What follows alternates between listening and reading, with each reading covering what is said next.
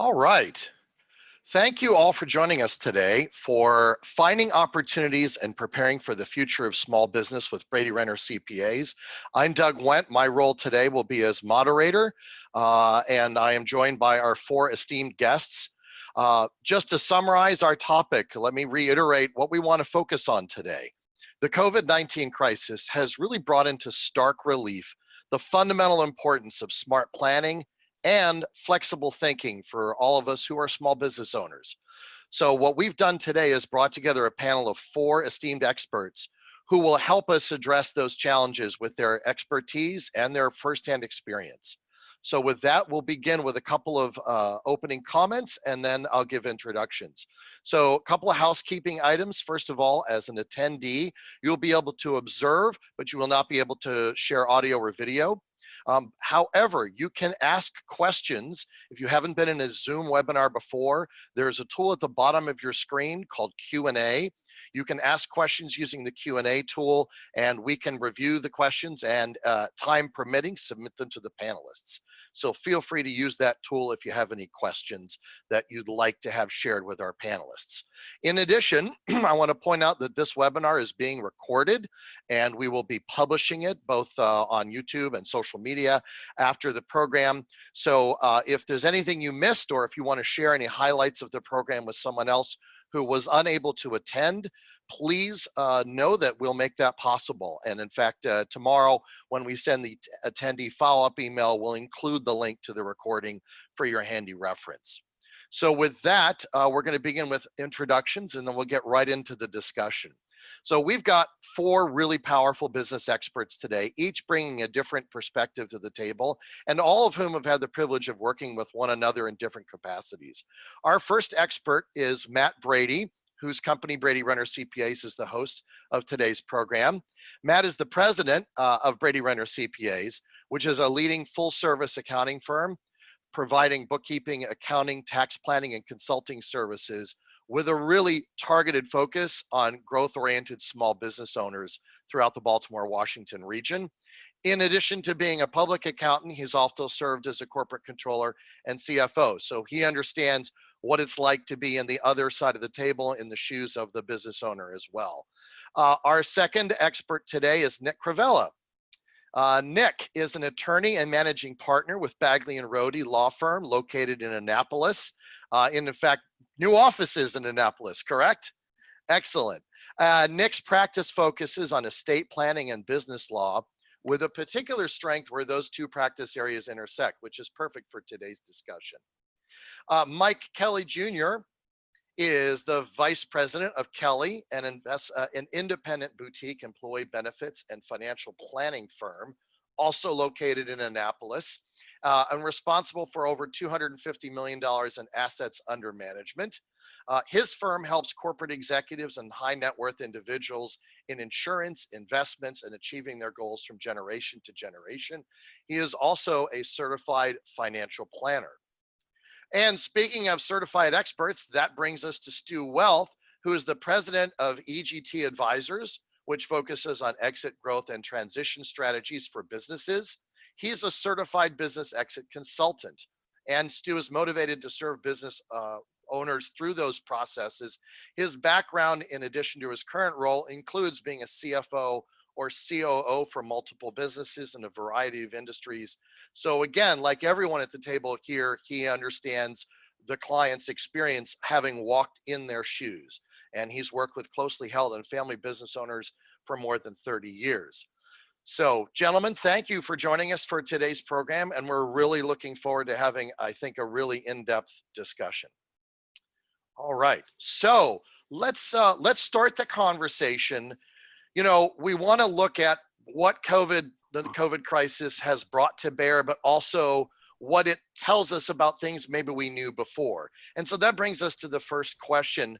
What are two or three key items, let's say, that small business owners like all of us have historically known were important, but let's face it, we probably kept them on the back burner while we were busy running our businesses.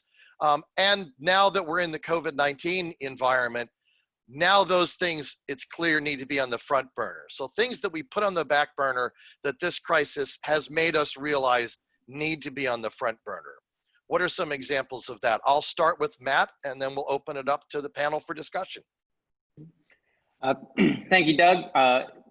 First, I'm really excited to be joined by my colleagues. It is really cool to have such a good cross-section of professionals that serve businesses in a lot of different capacities. So hopefully we will be bringing good perspectives here. Because of my role, I'm going to kind of mention a couple things more from the current business operational standpoint. And I'm going to talk specifically about the need for cross-training, for written procedures and clear job descriptions. You know, one of the things that's happening right now is businesses are experiencing a lot of turnover for various reasons. Whether people are actually experiencing COVID-related issues and aren't able to work, whether businesses are having to reduce their workforce to get through this.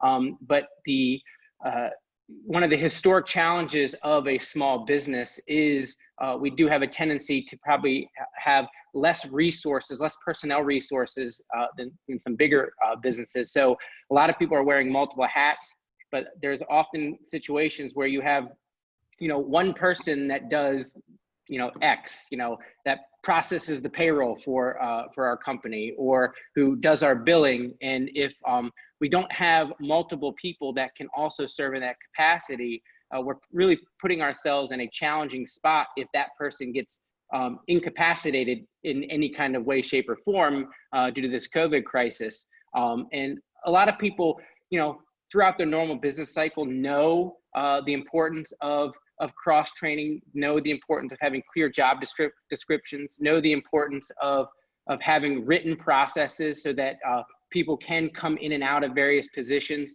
But the nature of the small business as we're running our day-to-day, it is one of those things that always seems like there's other priorities, and we'll get to it at some point. And now a lot of people are facing that very acutely. So Matt, I'm going to follow up on that and actually pass the ball to Stu, because I know that one of the things that Stu does is he works with business owners to try to begin implementing operational planning, which is a critical element of preparing for exit.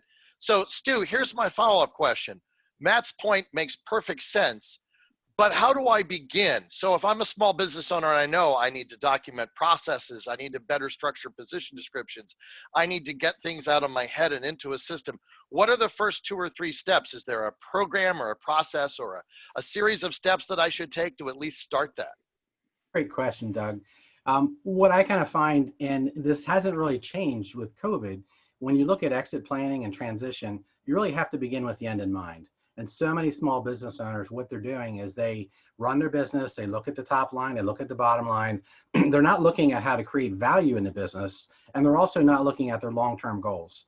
So if they can kind of understand what they are, then we can compress those back into what are the immediate things that can bring greater value. Now with this crisis, what we found is just what I've seen in the past, and my panelists have as well, there's life-triggering events that tend to get people off of, hey, this is an important thing, but not urgent. I'll get to it later. And when you start to look at it that way, something happens in your life, something happens to somebody else you know. This is what was happening before COVID came along. And that would get a business owner to step into that exit and transition planning, even if it was way down the road. So now this is at the forefront. The trigger is already there. So this is an opportunity to really strip away the unnecessary things and look at what's really important and how to build the value in your business. Now it's going to be about how to regrow the business to a level of value that will achieve your goals. And so I think part of this whole process, the silver lining here, is if we take that and run with it and look for ways that we can be strategic, now we can have a better outcome, even in the midst of the crisis we're in. So I'm going to touch on one specific point you made that I want to open up to the group, because I think it's such a critical question. We often talk about what we should be doing, but sometimes we need to make at least short mention of what we shouldn't be doing. What are things, because you said, you know, stripping away the things that are of lower value. What are some examples, and I open this to the group, what are things that you see small business owners spending their time and energy on that appear in your professional experience to be like, I really wish they'd be focusing their energy over here. There's got to be a better way to manage X, or maybe X isn't even important. It's just always been done. Yeah, and I can start with that, Doug. You know, we often find that a mix between short-term planning and long-term planning is always ideal. You know, oftentimes, as Stu got into, they get most business owners get very short-sighted in the dollars in, dollars out, trying to be profitable and even trying to grow with a lack of thought as to long-term. And you know, unfortunately, where we are in this environment leads us to a situation where you could have a lapse in control, you could have a lapse in leadership, and having the right planning in place. Even simple planning, whether it's through an internal succession plan, whether it's through you know, business powers of attorney, whether it's through, you know, traditional estate planning documents, which I'm sure we can get into further in the you know, the rest of the segment. But point being, finding the opportunities to establish a chain of control is an easy way, you know, to address some of the uncertainties that we're facing right now. So, you know, it's not a, you know, obviously most small business owners must focus their efforts on short-term profits and loss, but they also need to consider what's it going to look like if they're not there and able to handle things. Who is the appropriate next person to step up to make decisions? And it goes to Matt's point earlier of finding cross-training, finding the people who can cover when necessary. So Nick, you've really made me realize something. The title of the program today is Finding Opportunities and Preparing for the Future of Small Business. And I know I thought of that primarily in terms of external opportunities. You've pointed out that a lot of what this situation allows us to do perhaps is take time and recognize where our internal opportunities are, that I can build a stronger foundation, have a clear plan, that this is a time to take the opportunity to develop an appropriate estate planning model, get my legal affairs for the business in order so that the entity is on solid legal ground. These are opportunities that we often don't take advantage of when we need to. And now is a good time to turn some of our attention to that. Yeah, Doug, I was just going to say the Yeah. owner dependence has been a big issue that I found in working with owners in a small, low middle market business area. The business tends to revolve around them, which means the value revolves around them.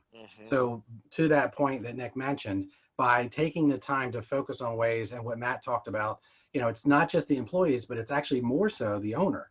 If the owner can find ways to replace himself, then he has an investment, not just a job. And so here it's even more evident. So Mike, you're in a position to look at both internal opportunities and external ones, right? Because financial planning is taking advantage of an internal opportunity. Investing effectively in a variety of securities and other investment opportunities is an external opportunity. Based upon this discussion, we're hearing a lot about planning and about not being dependent either on certain people or on certain assumptions. What have you been finding in this environment that's changed your advice or given more clarity to your advice to clients? Yeah, I think, you know, I think everybody made pretty good points, but at the end of the day, you know, people come to us because they want to invest the money or they think that's the most important thing. But when you surround yourself with a team of professionals like, you know, Nick and Stu and Matt, the plan does become the more important thing, because we don't want to react. And you were asking about earlier, Doug, you know, what not to do. You don't want to react when things hit the fan, like right now. If somebody passes away, heaven forbid, one of your partners or, you know, a key employee, you don't want to make decisions when you're vulnerable and you're scared at the time. You want to have these plans in place, you know, when things are good, when things are moving forward, and so that when something like this would happen, heaven forbid someone passes away, or, you know, you're prepared to act on it, and we have the plan ready to go, rather than just kind of reacting scared and just making a decision because you think it's the best for the company at the time. Whereas we could have had this so that, you know, 2 years ago, we were prepared for this. And, you know, business it keeps going without any disruption in the business at all, really. Right. So.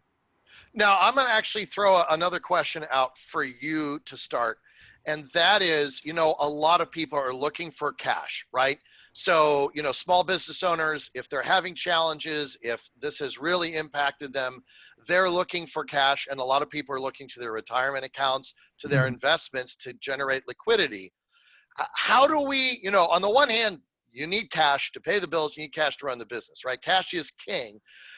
How would you advise, or how are you advising clients to consider those resources, but not fail their long-term future in the process of looking in that direction? In other words, we don't want to just turn and say, well, who needed that account, right? I'm going to clear all that out. How do we make sure that we are, meeting short-term needs within reason, but also not torpedoing our long-term financial planning strategy in the process? No, that's a great question. I mean, the first thing I would say, and I kind of hit on this before, was, if you're a business owner, surround yourself with a really good team of professionals and trust them. Let them know what's going on in your business. And the one thing we learned about this with all the PPP loans and everything, was the power of a banking relationship, I think, is huge.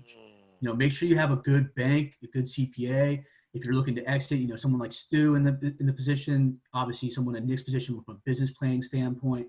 But on our side of things, I always, saving money is what we focus on, really. We want people to save more money, and it's easier said than done, really. But outside of a retirement plan, every business owner should have some kind of liquid after-tax account that they can get to at any time they need to. You almost become your own bank. Put away every month, every week, so that way you're not missing it right now. But when something like this happens, something like an 08, or where liquidity became an issue, you might have a couple $100,000 sitting in an after-tax account you can get to, and at least help float the bills for a couple months. So I always like to see business owners have, even if it's in the corporation's name, just something that you're putting away every week or every month, and you get discipline so that when you need it, it's there for you.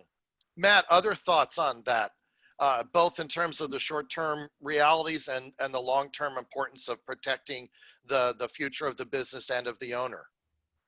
Yeah, well, to kind of follow up on what Mike said and what you had mentioned, yeah, I mean, cash is king right now. But we do need to find ways to find that balance between access to cash right now without completely devastating, our future long-term strategies. And there are some ways that people are finding to do that right now without immediately, getting at long-term investments. One of the things that the CARES Act, that just was recently passed, is allowing people to withdraw up to $100,000 from their retirement account. There are going to be situations that people have no other choice but to do that. But, I'm actually nervous that was a very dangerous provision to put into the law as far as what the long-term impacts of that are going to be. Because there are some other ways to help manage your cash flow before you start, reaching into long-term investments. Of course, there's the biggest headline being this Paycheck Protection Program that a lot of people have been able to take advantage of.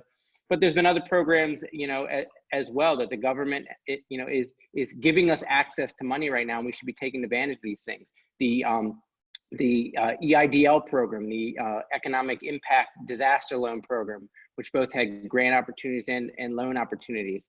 This Social Security tax deferment program. Again, these are things that are helping develop cash right now without really having a major devastating impact on long-term future and long-term planning. All very good points, Matt. Look, So, I'd like to add in too. yeah, no, please go ahead, Stu. It's been pretty interesting too. If you look back, and I know these guys have been doing the same. Many people were saying over this past year, something would be coming down the road. We expected some kind of downturn. And I was at a exit planning conference last fall, and I was speaking, and we talked about what happens if the storm comes and people can't get out just yet. Well, nobody knew this would be the storm. But at that point, we were looking at building up reserves, which a lot of businesses did along the way, which creates the opportunity for acquisitions for those who didn't do that. There's acquisitions of talent and acquisitions of other companies that maybe aren't going to survive. The customers and the employees are still going to need to be involved in a business and served by a business. So there's still going to be a need out there that if we're proactively in place, we can serve that and actually grow our business and build greater value even through this crisis. So that's a perfect segue into our next question, which you just nailed beautifully, which is, what are some ways you seen or advise clients to pivot their strategies or rethink their business in this time? And what I find fascinating about that, and I want to explore this, two different sides to that coin. One is companies that can use this opportunity to acquire talent, to acquire a competitor, maybe to acquire market share organically, maybe a little bit of all of those. The other side that I'm equally interested in is clients who, or companies who need to think that maybe exiting sooner is the better choice than later. I mean, it's a market. There are two sides to that market. There's got to be a buyer and a seller. So, you know, in your experience with, for all four of you, are there situations in which you're advising clients to move ahead on the growth machine, and other situations where you're advising clients or thinking about advising clients that maybe this is that an earlier exit is the right move? Thoughts? Yeah. I'll say real quick, I've got clients on both ends of the spectrum. The ones that are being proactive and going after the market, who had before this a plan to grow, and we just ramped that up. We increased marketing. We've gone after better talent. They've been able to pick up people from the competitors who are, who've shut down or decided to cut back.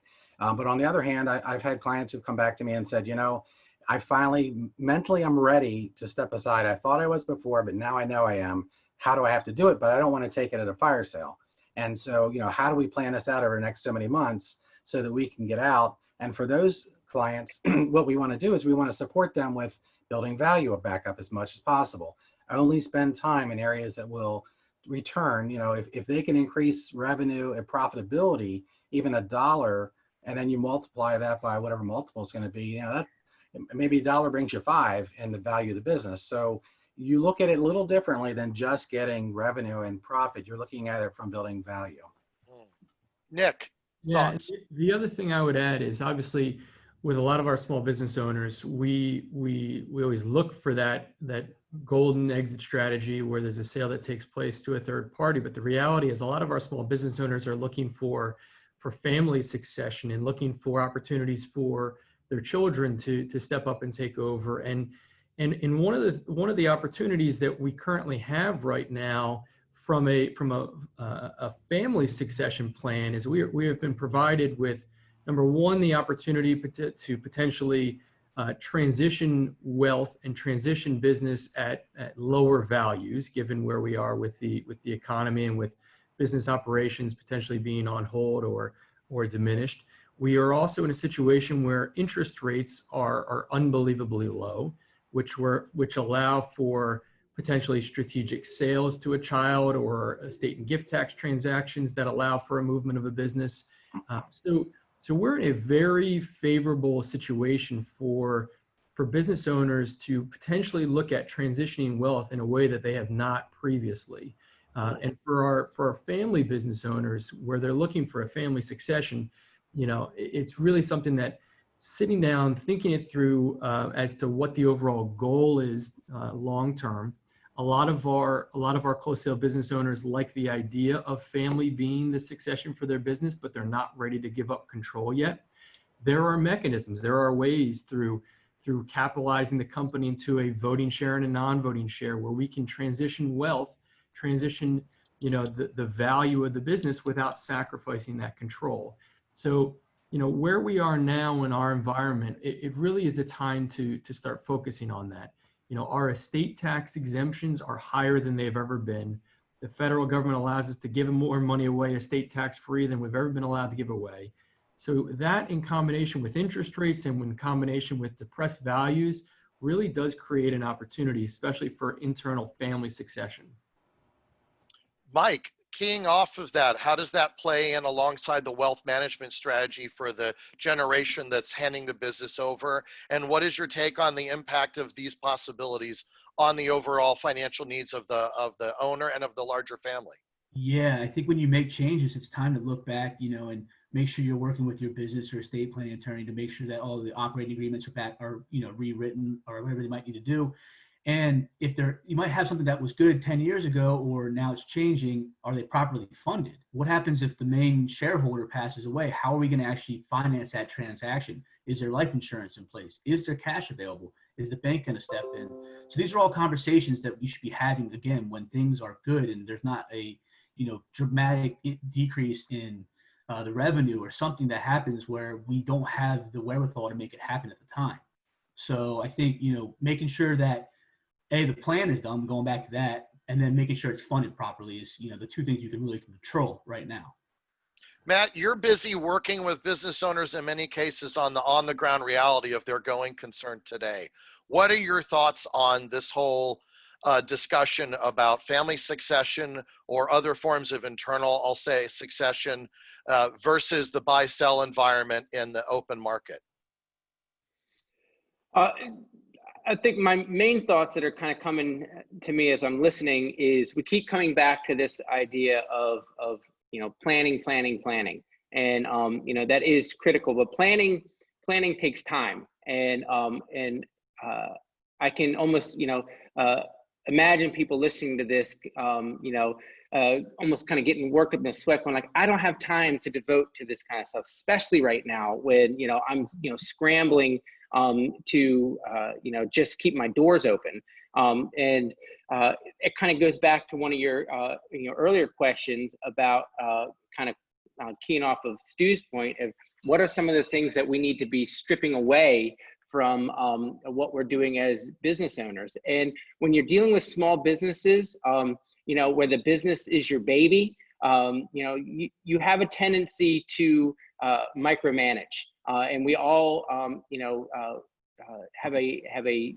to overcome that challenge. We all have a tendency to do that. So that's really one of the things that I'm thinking about right now that our business owners need to be thinking about, are how are ways that we can better delegate to our staff to free ourselves up for the energy to plan. Small examples, like you have a staff member who is the key point of contact for a particular customer or client, and they send that staff person an email but copy you on it. Like, resist your temptation to be the person that responds, because the moment you do, you've completely cut your staff person out, and now the customer's like, sweet, I've got a direct line to the owner, he's responding to me. These are the kind of things that that end up being time killers. Not that you don't want to be involved in the client relationship, but as you grow your business, as you start thinking about future planning, you have to find ways that your business is not so dependent on yourself, and that you can properly delegate to good qualified staff. You've brought them on the staff for a reason, because you obviously feel that they're very capable. Let's let them prove that they're capable, and allow them to do things, even if they're doing things differently than you think you would do them, which is of course the right way of doing things, which is the way every business owner feels. But it's resisting that temptation of I can do this because I really know how it should be done. I cannot help but laugh, because literally just yesterday, I had a member of my team say to me, when you get those emails from client X, please let me respond to them first. And she was absolutely right. I mean, you're correct. That temptation is almost overwhelming. But if we don't step back, then we are stuck in the center, which feels good in the moment, but is disastrous in the long term. So let me open up to the group. How do you all in your discussions help your business owner clients start to take a step back from that sort of chief firefighter, mindset? And I'll actually bring up the firefighting as an example. Many years ago, I was trained as an emergency medical technician. And one of the things that I remember in the training, they had a slide in one of our training sessions. And it was a picture of a fire scene. And those of you who know about the fire service, typically the lieutenant or captain on the scene wears a white hat, and the rest of the firefighters wear black hats or whatever the standard issue color is. And the question was, what was wrong with the fire scene? And the answer was that the captain was pulling hose into the house. And the reason that was the wrong answer is because he needed to be standing back and looking at the scene to decide how to attack the fire. And that is probably a very real metaphor for our small business owner clients. So for the rest of you, what are some experiences or examples that you can bring to bear of how we help our clients, small business owners, not fall into that temptation? Doug, I'll toss in, I had a friend years back who, kind of was in a transition part of his life. And like a lot of people would do, he decided to go the Appalachian Trail. It's like, that's the time, everything's changed. I lost my job or whatever it was. And he started Appalachian Trail. And for those who have ever done that before, they give the trail, those on the trail will give each other nicknames. And his nickname was Gadget, because he started in with all this stuff. And every stop they came to, the next post stop, he'd send something back home. And he got to the point where he only had what he needed to survive. And I think that's really relevant now. We have so much stuff we bring into our businesses, so many things. Business owners by nature or entrepreneurs, they are, hey, if I can do this well, I can do that well. They try so many things, but bringing us back to the core of who you are as a business, what you're really offering to the community, because if it's not something the community wants, it's not going to be going after and valuable and continue to be a part of your business. I currently have a company that's in that space, and they're actually basement waterproofers. And yeah, when it rains, they're busy. But when it's not raining, they're not busy. So we started talking to what is your core of what you do? Well, the core of what they did was healthy homes. They're trying to make it so there's not mildew and mold and these other problems. The way they did it was the basement waterproofing, but they had other products that they could do to put filtration in the home and whatnot. Well, now that everybody's in their home, that's what they should be going after, and that's what we're doing, as opposed to sitting back and just doing what they've always done and hoping that things will change. So it's about being proactive and going back to the core of who you are, strip off the things that maybe sounded good before but weren't profitable. So we have to, back to Matt's point, we have to go back to what is profitable in your product lines, because a lot of companies don't know. So before we move to our next question, I want to explore if anyone else has examples, because that was a really, like, I'm literally picturing right now the pivoting in their understanding of what they do between the thing that they do and the problem they solve. Right. If any of you has other examples or insights on that, because it really hits this issue of how are we helping clients pivot in this time in terms of their strategy and direction. Well, I think one thing, and not so much of what we do, but how do we do it? I think COVID really brought it to light is, being able to go fully virtual. Can your office pick up, leave, and work from their house? You have a VoIP phone where your office lines can ring to your employees' cell phones and your office line doesn't go down. Do you have a VPN set up where your employees can log into the secure network at their house and make sure that's, their cybersecurity is? So it's not so, that thought of, can we actually make it happen? I think a lot of companies were blindsided by this and had to shut down operations. And unfortunately, if you weren't prepared for it, that could mean you had to shut your doors. So I think that's just something to think about. Not so much a actual example, but something. No, it's absolutely right on the money. Thank you. And it's interesting because I think one thing a lot of people thought was that if my operations, if I have two offices, maybe 10 miles, 15 miles from each other, I'm in a good risk management position. And you are for a lot of risks. This is one of those examples that blew that model right out of the water. Our understanding of the very nature of risk, I think, has changed. And so a level of flexibility that you describe, our ability to run our business under completely different conditions than we could have ever examined. Like for example, if I can't access my office, what do I do? If my team can't come together, what do I do? How do we maintain continuity? Business continuity is certainly a corporate concept to a lot of people. It's even more critical, honestly, in many respects for small companies. Doug, I one other thing that I have a client I worked with that is actually in the restaurant space, and obviously nobody can go into their location, but they've been able to pare their team down to a point where they're doing carry out. They've learned that they have a very strong customer base. And so they've been surviving through this in spite of, being cut back quite a bit. But I was working with them before this all started, and we were talking about things to put in place, like, let's make sure you have your online ordering properly done. Let's make sure that there was pieces of that because we were moving in that direction anyway. And so this has forced them to go into clean those things up, fix those things, make them more efficient in like, wartime, basically. Right. And so that has set them up to be able to come out of this, even to the point we were talking about, like if you're going to go in and do deliveries in neighborhoods, are you putting your magnets on the side of your car so that people are tired of pizza, and they're not pizza, but that they see Right. other options. And even if they're not buying from you today, they're going to see you every time you're out. You've got a great marketing tool.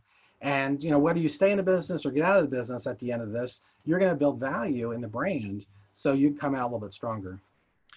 Before we go to the next question, I'm going to add a comment to that, which is the importance of brand and communication. A lot of small business owners, when times are good, the phone rings enough that they don't have to call anyone. The people are calling them. The trouble with that is you lose a focus on staying in touch with those people proactively.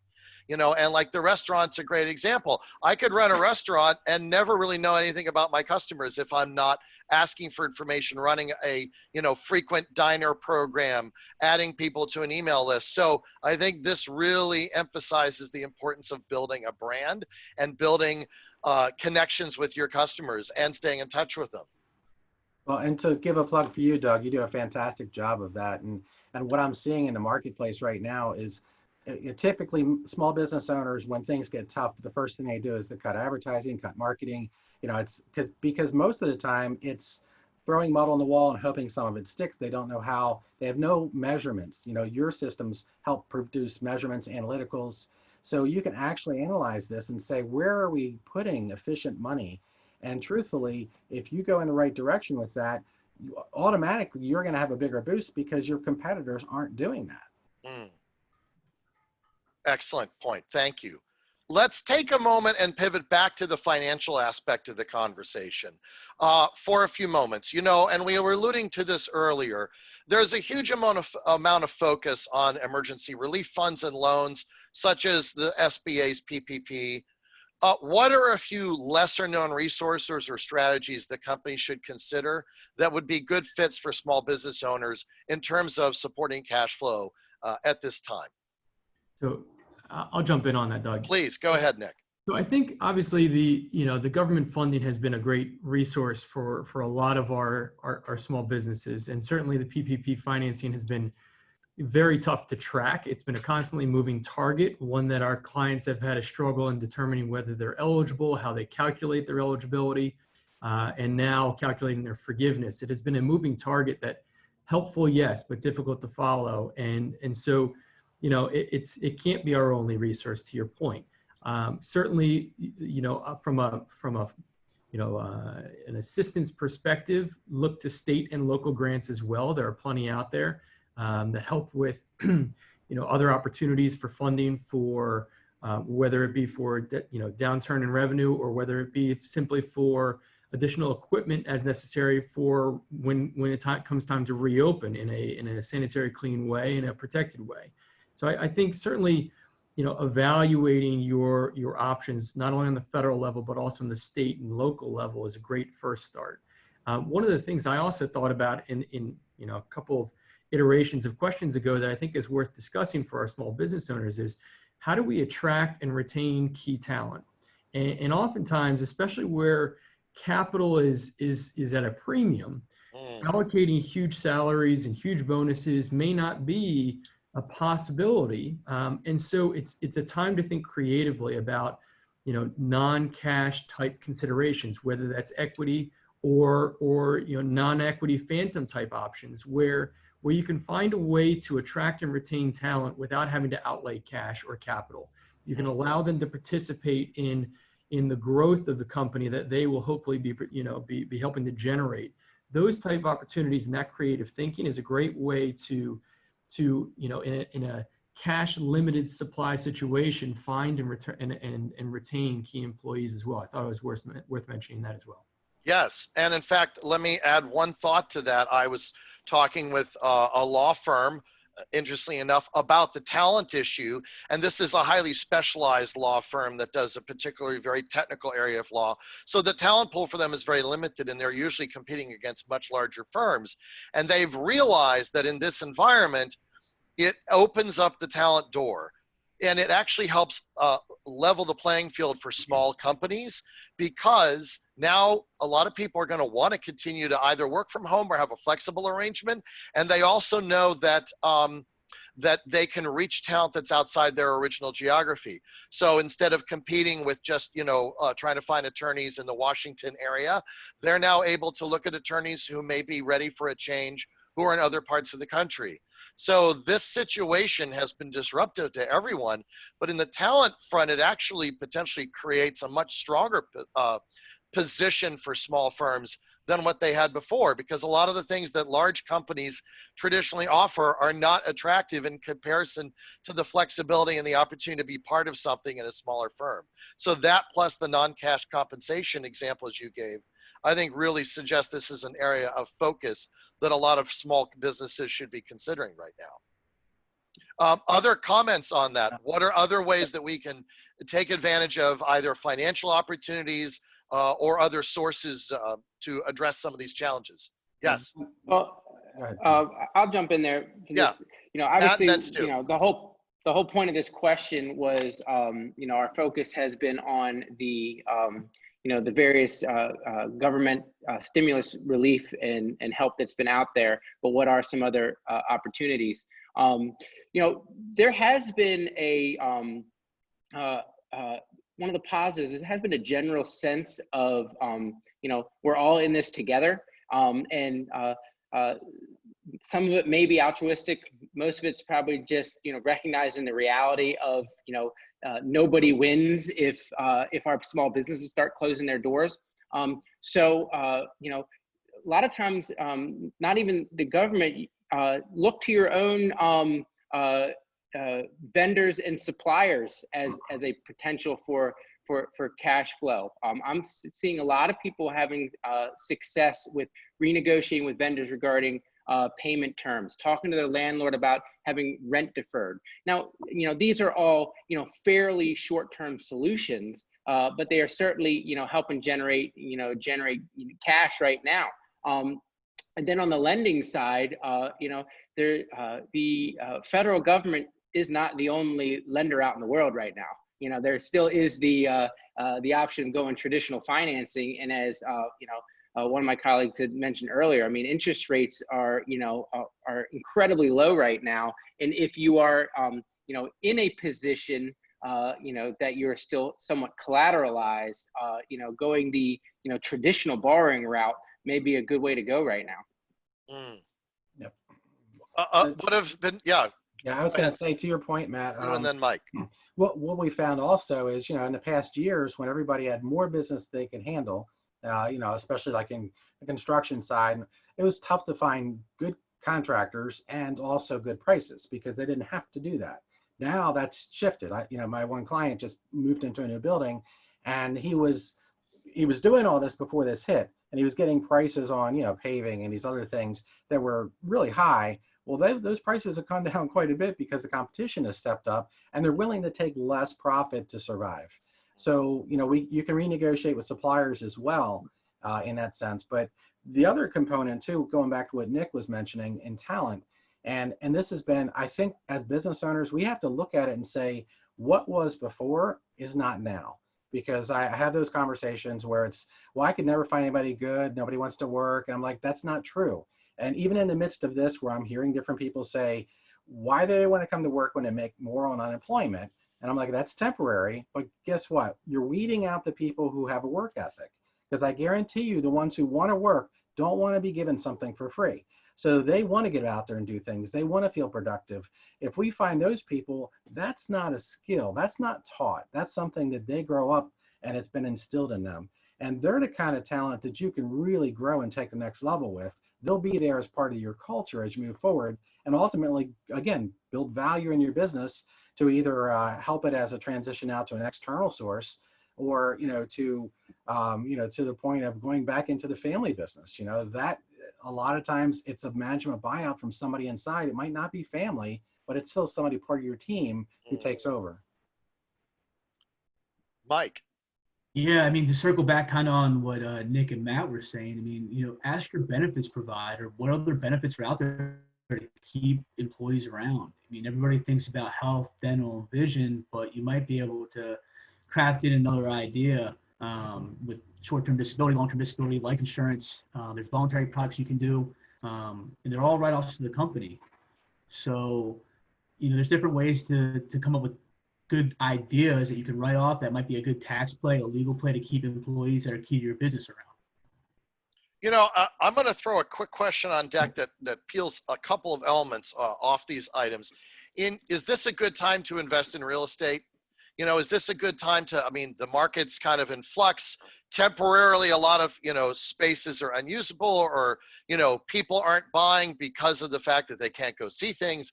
But at the end of the day, is this a good time for someone who's rented their office for a long time to consider buying an office condo? Is this a good time to look at buying a small investment property? What is your take on real estate as part of the investment and business continuity portfolio? So I'll jump in as someone who just purchased their their office building. Okay.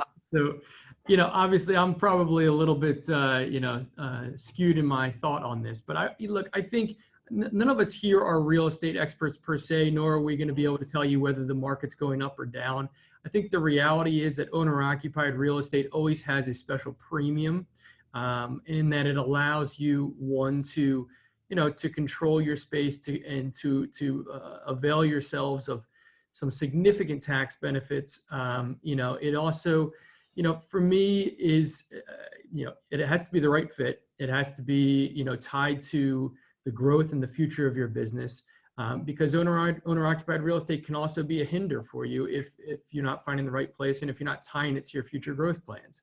So as long as you've evaluated where you are now, where you're planning on going in the future, can identify good opportunities for purchase that not only fits your current space, but also is fitting your market and fitting your customer base and hitting all those key points. I think owner-occupied is still a valuable idea.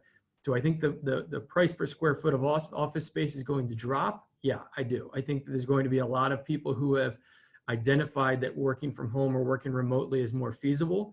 Our firm in particular, we never thought that holding virtual meetings would be a replacement for our estate planning meetings and our corporate meetings, and the reality is that it is. We can do those things. And so do I think that you will have a market adjustment?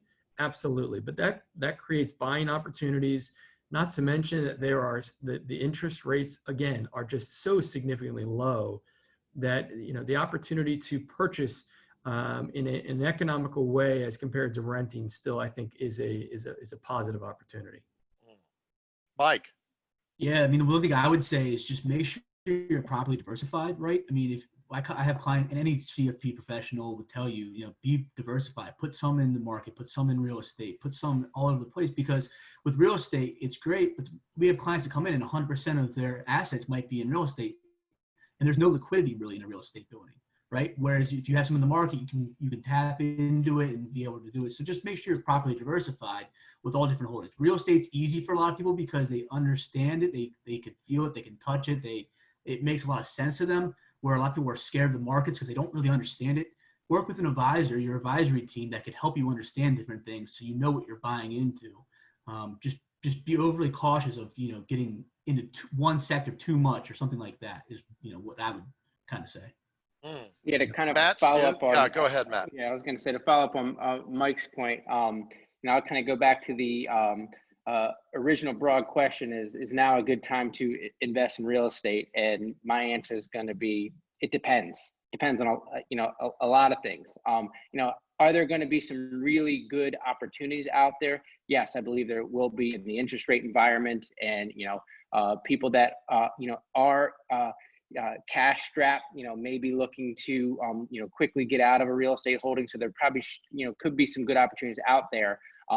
However, you need to be the right kind of buyer, which means you have to be in a financial position to be able to comfortably tie up liquidity in a piece of real estate right now. In order to get into a piece of real estate, it's going to tie up 80% of your liquid assets. I'm not sure now is the right time to tie up 80% of your liquid assets. Now, if you could tell me the exact date that our world is going to start revolving again, we could plan around that. But the reality is, we don't know. And I really hesitate right now to advise any of my clients to tie up too much cash right now with the uncertainty that we're still facing. Absolutely. So yeah, go ahead, Nick. No, I would agree. I think, obviously to Mike and Matt's point, I mean, obviously, real estate has to be a piece to the overall plan. It can't be the plan. And from a cash flow perspective that we've spent, a good amount of time during this segment talking about cash and how cash is king. So you're exactly right, Matt. I think it's worth evaluating in terms of long-term goals and evaluating based on financing opportunities that are available. The SBA is offering unbelievable options for owner-occupied financing that is outside of these PPP programs. So it all goes into that it depends question, or answer. It's got to be case specific based on your needs and your cash flow abilities and all of that. So. And go ahead, Stu. I was just going to add to that and Matt's fantastic at this, being able to work with your clients to help them build out a cash projection, process, and not just because most of the time, I find with my clients, a lot of times we're working together and they're like, okay, once a year we'll sit down, we'll do a budget and forecasting and then throw it on the shelf. And that's not really what you need. You need something that's dynamic anyway. Now, instead of maybe an annual, quarterly, we're looking at daily, weekly, monthly, plans that have to be kind of watched because everything's changing so quickly. And, to Nick's point, cash is king. So if you know where your cash projections are going to be, you can make those adjustments. It also helps you to be proactive in making changes in your business when required, either in acquiring talent or releasing talent for a time. Sometimes you have to go the other direction. So you kind of know before you get to that last minute and have to make the quick decision, what things will come up if these things happen, so more of a strategy. Matt, did you want to add some comments around that? No, I think everyone kind of nailed it on the head right there.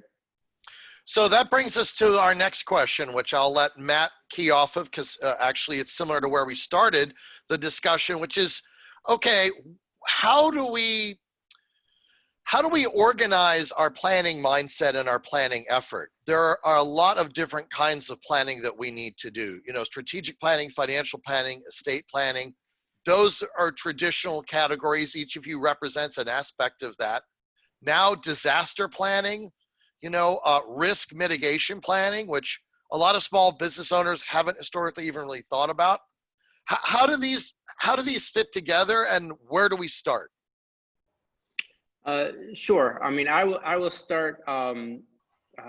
Because my world is more revolved around the immediate and the short term. And then I'll kind of pass things off to my colleagues when they start talking about long-term planning. But as it specifically relates to this COVID situation, I think right to what Stu was talking about, the cash flow projections right now, and not just a singular model. What I am recommending to my clients is that we start modeling out various potential scenarios. For me, it's starting on at that revenue stream, and start modeling various revenue stream potentials based on whether you're basing it on just the longevity of this situation, the severity of this situation, a combination of both, but starting to model out several different possibilities of what could happen to our revenue stream. And then what does that mean to the bottom line, and what are the decisions that are going to have to be made to our budget in order to meet all of our obligations, and what that then allows is as scary as the process may be, it actually leads to peace of mind, because what happens is once you kind of say, like, I know these are the various triggering possibilities, and if this thing triggers, here's the decisions that we've already decided we're going to make. Now I can lay my head on my pillow at night knowing that the plan is in place. And hopefully it is one of those things that never comes to fruition. That if one of my scenarios is what if my, revenue drops 40% and sustains that way for the next 12 months? What are the decisions that we would have to make, and at what point are we going to have to make those decisions? And hopefully that never comes to fruition. But if it does, we put the plan in place, and we know that in, January of 2021, we're going to have to do X, Y, and Z, because we've already planned it out. Doug, to follow on that, I think the other piece to keep in mind is, as you're going through the different types of planning that is out there, it does get overwhelming. And especially for a small business owner who's not focused on those specific areas, it's hard for them to pull themselves away from operations in order to try to learn and try to bring themselves up to speed on these. I would think one of the greatest pieces of advice that I can give for anybody on the planning side is to cultivate and bring together a team of professionals that can help you in those respective areas. You're not going to know, all the legal side, all the accounting side, all the insurance side, all the advisories. It's not all going to come together without a team of professionals. But it's not just having that team, it's also having a team of professionals that is in constant communication. One of the greatest issues that I see with our clients is you have singular or siloed advisory roles where, a client is getting advice from an attorney that is not related to the accountant or vice versa, or it's not related to, the advisor or to, the insurance broker to make sure the funding's correct. All of these different things are working in silos. My recommendation is always to have your strategic team in place with a constant stream of communication amongst those advisors so that there's never a gap in coverage. Everybody's issue spotting and addressing issues as they come up. And one of the things long-term this becomes a really big deal for is when there's a succession, whether planned or unplanned, there's always an underlying base of knowledge that you have with all of your strategic advisors that can help to facilitate a succession to someone internal or a family member or whatever it may be, that if you're not there to do it yourself, having that group of professionals there to help relay or to pass on that information, I think is a really big piece to the succession. I couldn't agree more, Nick. I think what I found along the way is so often business owners, and I came from family business, and I watched, we had kind of a failed succession. We liquidated a business after 45 years, having buyers in place and everything else. So I felt that pain, but I also realized that most of the time what happens is owners ask questions to their siloed advisors that are not bad questions. They're just not the right question. And so they'll get an answer back from a good advisor that meets the question they ask. It just doesn't solve their overall plan. And I think, kind of back to what you were mentioning before, Doug, ultimately, I think the vision for the company, for the owner, has to be very clear. It did before this, it even more so does now. And that kind of goes back to even what Mike does. You got to know, what is it you need from your business? I mean, what value do you need from your business? Most owners will go and say, okay, I'm ready to get out. I just want the most I can get. Well, do you? As we start to walk through that exit planning process, oftentimes we find what they ask for is not what they truly want or need. What they're looking for is security. They're looking for, the making sure they're not doing something that they could have done a different way, in a better way. There's multiple ways to exit or transition out of a business. And if we don't really kind of get to the mental and emotional side of things and understand what that owner is going to do next, they're not going to let go completely of the business, and sometimes not at all.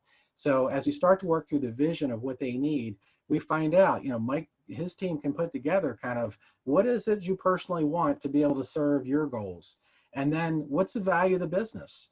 So if we do, Matt can figure out a valuation for the business, and then at the end of the day, we come up with what's the gap. What do we have to grow it to get to those goals? It might not be as big as you think, and if it isn't that large, that gives you more options for potential transition. If it has to be the highest dollar to the highest bidder, that limits. And it also tends to affect culture and these other things that are, the intangibles that are very important to owners, and they overlook it until they find out they're going to lose it. So Mike, I'm thinking about what Stu's saying and the fact that probably for a lot of people, particularly entrepreneurs and small business owners, the first time that they start getting in touch with that emotional question of what they really want is when they're doing financial planning. And I'm curious, what are some of the triggers that you listen for, or in your conversations with business owner clients, some examples of the things that you hear that make you, that give you an opportunity to open up and start facilitating that discussion of what is it that you really want that maybe not only no one else realized, maybe you didn't even realize. Yeah, I mean, Stu set this perfectly up for me to come in and kind of start talking on this part. So, you know, when you get to the point, really, we say when you're about 2 to 3, maybe 5 years out of really where you think you might want to exit the business, you know, start thinking about it. Sit down with a CFP professional or someone that runs financial planning, not just an investment guy or somebody that's going to manage money for you, someone that actually understands the planning process, can run the cash flow for you, wants to understand your goals. You know, do you have kids that you want to help purchase a house? Do you have some tuition left over? Do you want to relocate? Are you going to keep the house? I mean, there's so many questions that go into it. So find someone you like and you trust and show them everything so that they can actually help you. And we've had clients that said, hey, I want to get out in 5 years, but we've run the plan for them. We can say, look, you can retire tomorrow if you want, based on all the plans running. Now, it's not, you can't guarantee anything, obviously, but we can look at it and have a pretty generally good idea. And that kind of helps a business owner sleep at night and say, hey, if I get the right offer, I can take it and I can make this thing work. And so, you know, again, it just goes back to working with someone. And I would argue too, as you get into retirement and you're gonna live through retirement, try to find an advisor that's younger than you actually, that can help you get through the entire process.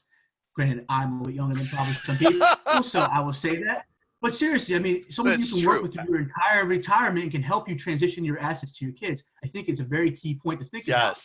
Even if you've worked with an advisor for the past 20 years you love, they might be getting ready to retire. Have you asked them what their plan is? What happens if something happens to them? We keep talking about this plan for you. You know, you have to ask the professionals that are giving you advice, what's their plan if something was to happen to them? You know, what's going to happen with your money, your plan, just, you know, things to think about too, as you get to that point of actually getting out and living in retirement.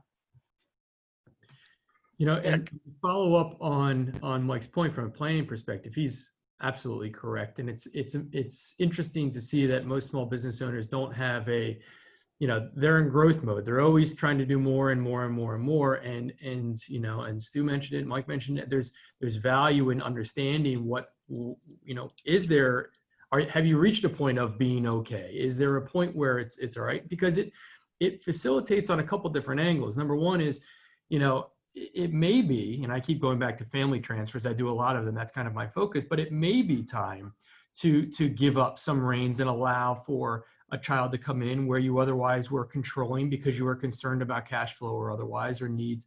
You know, identifying the resources available to you and the ability to you know, transition, whichever way, whether to a third-party sale or internal to a key employee or to a family member, whatever it may be, that helps to identify that trigger when it's possible. You also talked about, though, helping clients identify situations that they don't really understand in their planning. And I will tell you, from an estate planning perspective, certainly everyone needs to have in place their will and their power of attorney and their advanced medical directives.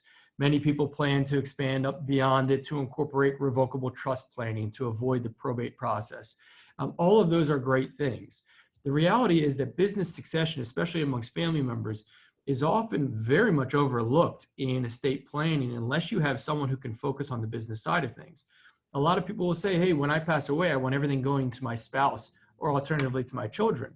But what does that mean for the operation of the business? Maybe there's one operating child who's active within the business and 3 others who are not.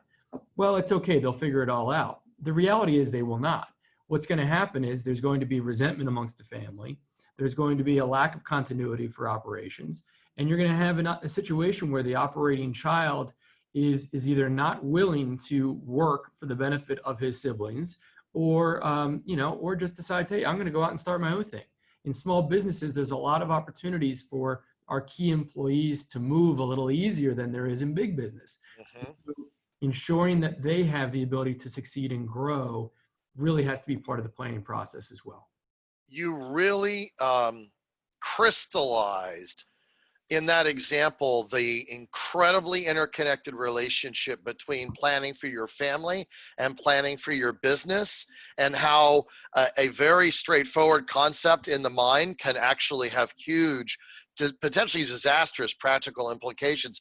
And by the way, it's not just, and I know you know this, I'm just emphasizing it for discussion, it's not just family. I've seen many situations, in fact, we have a client right now where one of their challenges is that they have 5 individual members of the LLC who have different objectives, different ideas. That was set up by the previous owners. It was part of the transition and succession process. And technically it worked, but psychologically it was disastrous because nobody sat down and said, are we all in this for the same reason? Are we heading in the same direction? How are we going to determine the strategic direction of this company, particularly if people have totally different ideas of when they're going to retire or cash out? So that lack of thinking about the individual needs of the other parties at the table who are going to follow you, whether they're family or non-family, so critical to the survival of the entity. Yeah, I'd like to add to Nick's point, and I've watched this happen too. And again, grew up in family business, and I've worked with a lot of family businesses as well. But at the end of the day, a lot of times owners don't realize control and ownership don't have to be the same. So you can have that. I had a client this past year. It was 3 kids, and a father wanted to transition to the kids. And those, he said, which one should be the CEO? And I said, all of them. He said, what? I said, because none of them are capable of doing it themselves, but as a team, they could. So I kind of walked them through that process to help them understand how to run the business, because the father was very micromanaging and he was very much on top of things. He did very well, but it wasn't transferable. And so, a lot of things had to be learned, but you can have control separated from that. And then also sometimes the best person to run the business is not a family member, even though the ownership can stay in the family. Back to Nick's point about phantom stock, it's an incredible tool. And I had a client last year that, this is what you always hate to hear is, gosh, I wish I met you a year before. I wouldn't be in the problem I'm in now. And so you can't change that, but he had 2 key people that were running his business. He was in his early 70s, he and his wife owned the business, and they never transitioned anything, any promise, any other things, any equity or any phantom stock to these 2 key people. And those 2 went out on their own, started their own business. And so now he's back in trying to recreate the business, after all these years of being successful. And it was unnecessary if he had the right team helping him understand how to take care of his key peoples, because, in a lot of companies, key people can go anywhere they want unless they're tied back in. So there's methods to do that. Nick, I know you wanted to add something on this point. No, I think Stu brings up a great point, and he referenced it earlier too. For a lot of our small business clients, we always like this phrase that, the more irrelevant you become in your business, the more valuable your business is. And it's not that you need to give up. It's the fact that you set a procedure and a path for allow those around you to grow. And if you do that, and if you provide that opportunity, those key employees see value and see growth opportunities internal and don't see the need to go look someplace else. And it cultivates value within the business that should there be a third-party sale that takes place, you're building value that, is not intrinsically tied to you. It's tied to the operation and the value of the business itself. So overall, I think, certainly identifying, how best to cultivate and to grow key employees up, I think is a great idea and worth exploring. But, understanding also that, that the succession plan and the interests of your owners always need to be identified, Doug, to your point, because without that, you have a situation in which you're trying to plan for something that's not going to work. We have plenty of situations where we've had multiple business owners, one of which says, well, when I pass away, I just want my stock to go down to my children, and it's okay because they'll just get a profits interest. Well, that's fine, but what are your other partners thinking about that? Are they willing to split profits with a family member that has no involvement in the company? Right. Oftentimes in small businesses, that's not feasible. So understanding everybody's thoughts and inclinations on the front end is very important. And one consistent theme that I'm realizing keeps coming back through all of the different questions that we've discussed is people. And the critical nature of the discussion about the talent in the company, the owner of the company, finding the right people, cultivating the right people. So I think one big takeaway from this discussion is that the COVID environment has really forced us to be laser sharp. And one of the things we should turn our laser sharp focus to is understanding what are the motivations, priorities, and needs of the people that we're envisioning will take over, will run the operation for us. Or maybe have I discovered that members of my team have skills and flexibility I didn't realize that they had, because this crisis has brought out a level of latent leadership that they normally didn't need to express. You know, understanding the criticality of that, I think it's come up when we talked about investment, when we talked about succession, risk management, process. Every aspect of our conversation has come back to that people side of the equation. You know, before we move to our last question, I just want to key off this for a moment. I was thinking about the fact that, you know, 3 of us actually have our name on the company door, right? You know, Matt does, Mike does, I do, and of course, all of us are small business owners. So practically speaking, not just as advisors, but as small business owners yourselves, what are 1 or 2 pieces of advice that you have, or things that you've learned, maybe even the hard way, about trying to address some of these challenges? Well, the first thing I'll say is, you know, it gets, I can see people through this camera right now just being overwhelmed with how much we've talked about planning and how much different areas there are. Just, you know, take a deep breath and focus on one thing at a time and get through it. What you don't want to do is start one process and then stop and then just sit and just give up and don't do any more of the planning. Start with one thing. It could be starting with, you know, you state kind of where we like to focus on the planning side. Start on that and then kind of fund it and go through that and then start investing and kind of work through it one by one. Don't try to do everything overnight, because you're going to get overwhelmed and then you're probably going to just quit. And we don't want to see that happen. It's going to take some time, and that's okay. And any professional is going to know that. And they shouldn't be overly pushy on trying to get you to sign something. You know, just work through it, get it done, and then focus on the next thing. Don't try to do 10 things at one time. So taking all this into account, but maybe setting aside consistent but small amounts of time to focus on planning over a longer period of time so that we don't get overwhelmed all up front. Exactly. You know, maybe even create a little timeline for yourself and just say, by this day, I want to have this, this, this, and done. You know, map out. And that way it'll kind of keep you moving forward. And any of your professionals will kind of work together. And, you know, if you have an accountant that doesn't know your advisor, doesn't know your attorney, introduce them. You know, they should all know each other, and they should be able to work and pick up the phone and call each other and bounce ideas off. So, fortunate enough, we all know each other pretty well. So that helps out if any of we have mutual clients. But if we haven't met them, you're working with one of us or majority of us, you know, make sure you introduce us so that we know who to call if we have a question about something, that they can kind of chip in their sense as well. Because we're not going to know everything. I don't know. I'm not an expert in tax. I'm not an expert in legal. I know a little bit, but I'm not going to be able to actually give you advice on that. So, you know, kind of coordinate with everybody. I would probably, I probably add to what Mike's saying too is, you know, what I found is by being proactive, because most small businesses are not. They just never were. Always react to whatever happens. We've got to turn that and become proactive to go after what your vision is, what you're trying to accomplish. And some of the things that kind of help you filter into that is to have structured, scheduled meetings. You know, I've got, what I try to do with my clients is, from what I come from, I use Traction at times, and we'll put in like once a week. It's for an hour, hour and a half, every week, same time, your leadership team. We're not missing that. And before that, what would happen was, you know, they'd get together when there was a crisis, boom, boom, boom, and then they go back to reacting to everything else in their own realm. Well, what has come from this is now they know every week, Tuesday morning, we're getting together, we're going to talk about the issues, we're going to see what's going on, how'd you get through this? So we're making progress in areas they never did before because it's structured, it's planned, it's proactive. The other component I'd probably just leave you with too is most business owners, and again, I came from family business, we did the same thing, you live in isolation. That's the worst thing we can do anytime, but especially now. You have to reach out to your trusted advisors. You have to build a team around you. There are going to be tough decisions that have to be made. You want to be able to sound them out and get the mastermind, you know, the decisions to be able to make the best choices and in light of whatever's happening today.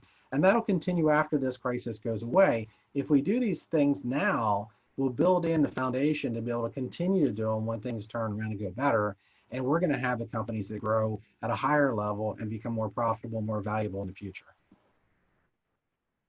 Thank you, Stu. I'll mention to our attendees that we have one more question that we were prepared, and I'll ask it of the panelists. But if anyone has a specific question they want to ask, this is the perfect time to use that Q&A tool, and I'll make sure that we take a moment and address questions that arise.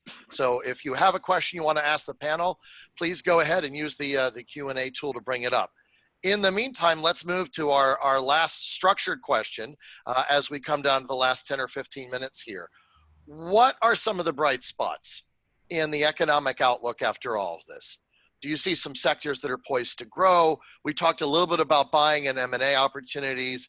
What are things that small business owners should keep an eye on in terms of where there's going to be not only light at the end of the tunnel, but perhaps new opportunities or unique opportunities greater than before? So I'll start. I think, you know, one of the bright spots of what we're going through is innovation, is the fact that people have not sat around and taken the negative that has come. They have found a way to innovate and to refocus their business, to find different distribution channels, different marketing efforts, different whatever it may be to continue business operations. I think one of the things that people need to be really laser focused on as we come out of this pandemic is making sure they don't just fall back into their old habits. I think a lot of industries are going to be focused on greater efficiency now that they've seen that they can do it.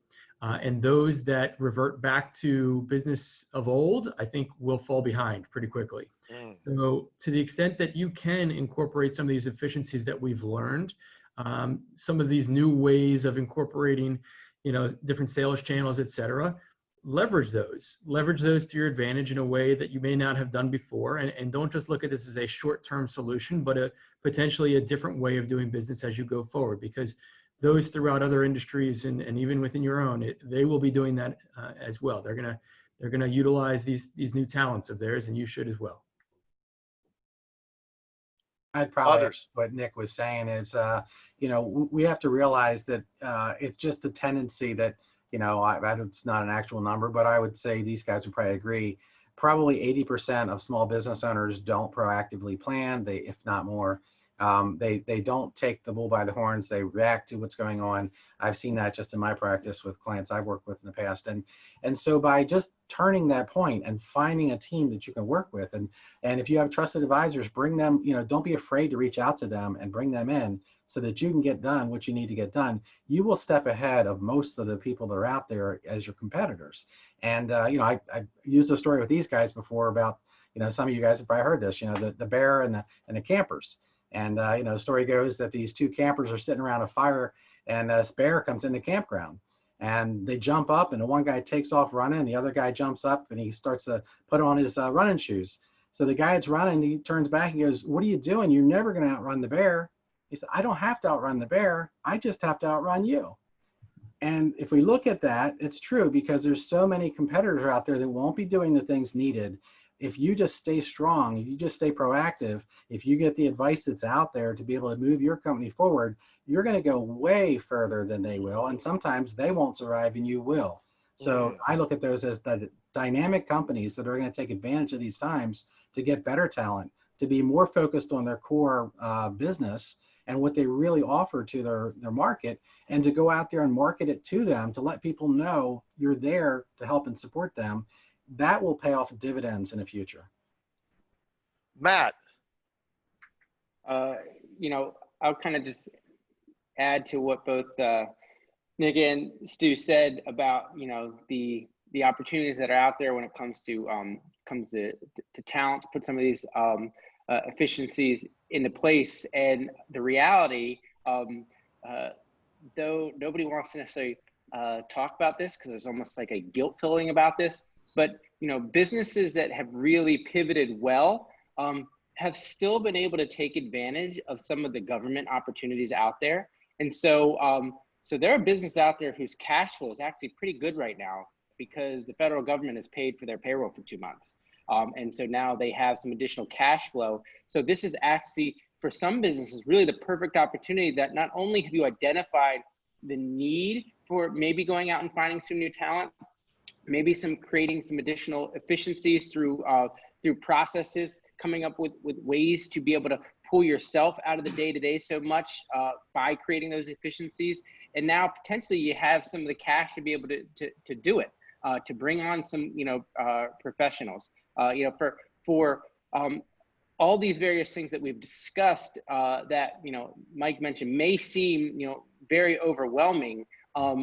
These aren't things that necessarily have to be tackled on your own. There are professionals out there that, that this is what they do, come in and help, business. This is what, Stu's business, which is, though it has the end in mind, and it's a lot about exit and succession planning, but usually where he starts is with operational improvements.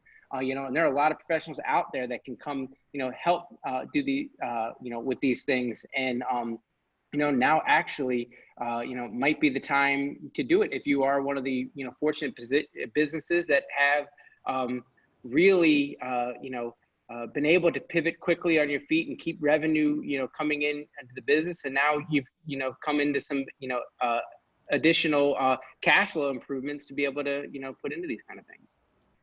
Mike, your thoughts? Yeah, I mean, I think these guys did a pretty good job of summarizing everything. But I'd say, a lot of business owners are having wake-up calls right now. I mean, for the last 10, 12 years, it's been a straight, skyrocket in the markets, and then business has been good. And I think a lot of business owners are being woken up right now to, some weaknesses they may have had, or maybe they way overvalued their company. And, someone like Stu could help you kind of get more realistic. But, if you had that little bit of a wake-up call, now's an opportunity to work on fixing those things. Could you not go mobile with your office staff? Did you have to shut down completely? Just little tweaks you might be able to make to come out of this even stronger. Matt, closing comments as the host of our program. What are some key takeaways that you think everyone should really be walking away, keeping top of mind as we wrap up the program today? Well, I don't want to sound like a broken record, but it's, it's plan. I think the more we also recognize that though this COVID situation is certainly unprecedented, there's nothing that leads me to believe that this will be the last. And especially that, since as globally we've shown the ability to quarantine and basically shut the world down. My fear is, we'll be much more willing to do it again when the next thing, happens. So, what are some things that we can learn from this now so that the next time some sort of, tragedy, happens that affects the entire world, we'll be in a much better position to navigate it. Closing comments by our guests. Nick. Yeah, I think overall, the takeaway is always planning. I agree with Matt, but it's planning with the right people. It's planning with your team in place so that they can identify the issues that you may not be able to identify yourself. And it's making sure that the planning that you do in each of your respective disciplines is consistent across the board. It means that your estate planning is consistent with your operating agreements and stockholders agreements, and your stockholders agreements are consistent with the insurance funding, and and everything's tied to the financial planning. You want to make sure that every single piece of your planning is not siloed, but is both professionally and organizationally speaking with one another, and is consistent. I feel like that's where a lot of our clients miss the boat, and the more they can focus on having a team to pull every discipline together into a unified plan is the right way to approach it. Excellent. Stu, closing comment.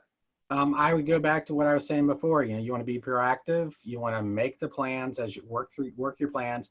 Make sure that your vision's still your vision. That hasn't changed. Stay focused on your vision. Again, avoid isolation. Get your team, whoever that is, around you to help you make decisions.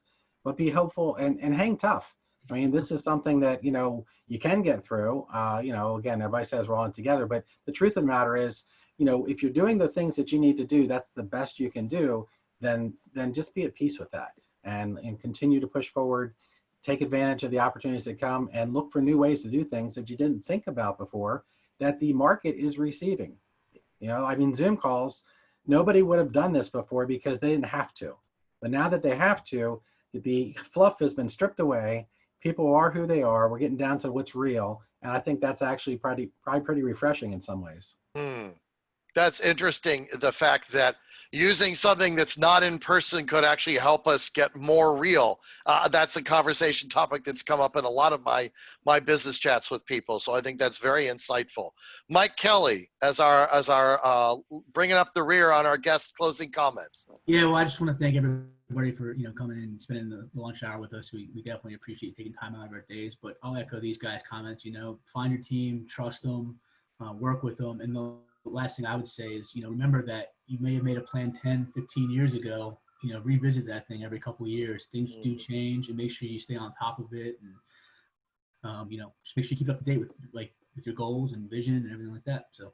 And I just want to say a couple of things. Number one is a reminder to our guests, there is a recording of this program that we will be producing and providing to you in the next 24 hours. So look for that. I also want to say that if you don't have an advisory team, we've heard the term trusted advisor, and we've also heard about the importance of advisors who know one another and work together. And clearly we have that in this group of individuals. So not only do I want to thank each of you, Matt, Mike, Stu, and Nick, for taking time out to share your wisdom with us, I also want to thank you for demonstrating your incredible professionalism and collegiality. I really feel like the four of you demonstrated a consistency of approach and style that should really inspire confidence in those who are joining us and in small business owners in general. So to those in attendance, if you don't have that team, feel free to consider reaching out to one or all of these individuals, and we'll make sure also to follow up with you and make those connections possible. So again, thank you all for joining us today for Finding Opportunities and Preparing for the Future of Your Small Business, hosted by Matt Brady and his team at BradyRenner CPAs. Thank you all so much for joining us. Have a great rest of your day.